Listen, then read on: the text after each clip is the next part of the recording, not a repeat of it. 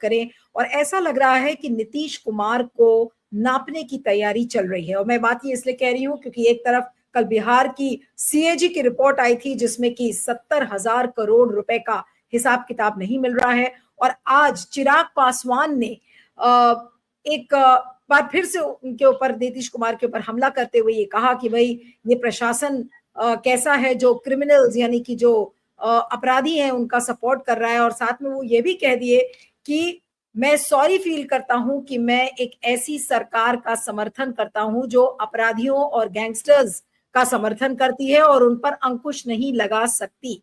इस बात को उन्होंने आज जब वो एक रैली में जा रहे थे, जब उन्होंने कहा कि I feel sad that I am supporting a government where crime has become rampant. It is imperative to control it or else the consequences will be bad.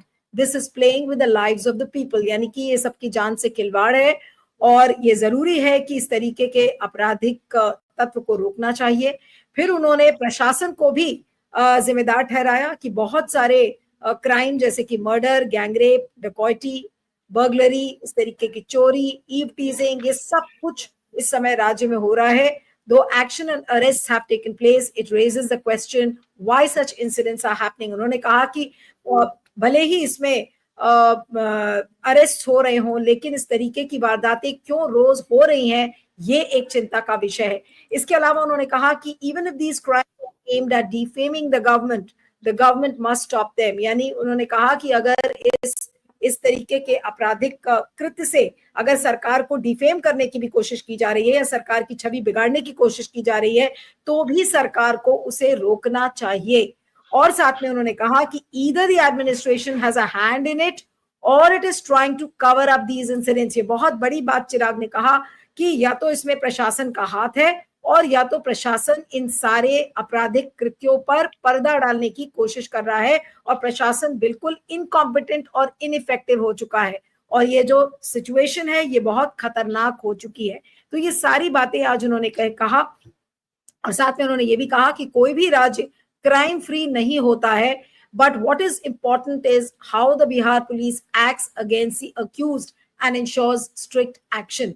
उन्होंने साथ में ये भी कहा कि 100 फास्ट ट्रैक कोर्ट्स इस समय बिहार में है और पुलिस के ऊपर आपराधिक तत्वों का अपर हैंड होता है, यानी कि पुलिस क्रिमिनल्स को नहीं काबू कर पाती है, क्रिमिनल्स उल्टा करते हैं।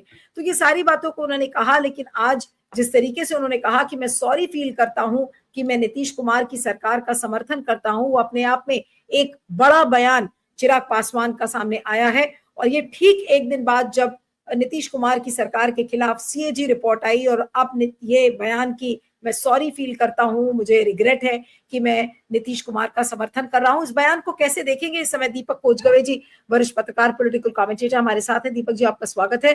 चिराग के इस बयान को कैसे देखेंगे आप सर? क्या लगता है इस बयान में तो उन्होंने सारा चीज कुछ कह दिया जिससे जेडीयू को परेशानी होती है और जिस तरह से गठबंधन धर्म का पालन वो नहीं कर रहे हैं निरंकुश होकर और बीजेपी के जो बड़े लोग हैं वो इन्हें चुप कराने की भी कोशिश नहीं कर रहे हैं, तो आपको शायद ये समझ में आ गया होगा नीलू जी कि मामला अब कहां तक जा रहा है। देखिए, गठबंधन धर्म को लेकर नीतीश कुमार ने परसों एक एक्शन लिया। गिरधारी यादव एमपी ने एसआईआर के खिलाफ जब पता क्या रखा है इस बयान में, धर्म का पालन आपने नहीं किया है। दूसरी ओर चिराग पासवान ने जो कहा feel sorry to support Nitish Kumar, इसका मतलब है कि कहीं ना कहीं चिराग पासवान का एसिड टेस्ट कर रही है बीजेपी कि इस विधानसभा चुनाव में क्या वो नीतीश कुमार से आगे जा सकते हैं, यूथ को अपने तरफ कर सकते हैं। तो ये चिराग पासवान आज नहीं कर रहे हैं, लगातार चिराग पासवान की पार्टी बिहार के लॉ एंड ऑर्डर सिचुएशन पर गंभीर सवाल खड़े कर रहा है। ये भी रहता है कि भाई हाँ ठीक है वो पकड़े जा रहे हैं, इन्होंने कहा है एक शब्द कि हाँ वो पकड़े जा रहे मगर क्राइम क्यों हो रहा है, और वो उन्होंने कह दिया कि प्रशासन निकम्मी हो गई है। अब इससे ज्यादा क्या कहना। अब ये बताइए कि इसके बाद जनता दल यूनाइटेड की तरफ से कोई बयान आया है, नहीं आया है, चुप है। जनता दल यूनाइटेड में अगर कोई आदमी भी, कोई रिपोर्टर भी अगर क्राइम की बात करता है तो उसका एक तरह से ये किया जाता है कि भाई ये गलत है और ऐसे है वैसे है, ये सारी बातें होती हैं। तो आज जब चुनाव मुहाने पर है और ये गया जी जा रहे थे, गया, तो अब उसको आप नाम आ गया उसमें, गया जी। अब गया जा रहे थे और पत्रकारों को जो उन्होंने कहा, जो फुटेज था और जो हम लोगों के लोगों से बातचीत हुई, उससे साफ जाहिर हो रहा है कि चुनाव में अब 2020 की स्थिति लाने की है, या कहीं चिराग पासवान को तो ही प्रोजेक्ट करने की बात नहीं है। ये सारी बातें आ रही है नीलू जी, और मुझे लगता है कि आने वाले दिनों में, 1-2 दिनों में नीतीश सरकार को जवाब देते देते परेशानी होगी। आपने सीएजी का जिक्र भी किया, और उसके अलावा ये चिराग पासवान ने ये कह दिया कि आने वाले दिनों में बहुत ज्यादा विपरीत परिस्थितियां पैदा होने वाली है स्टेट में। तो ये सब सवाल है।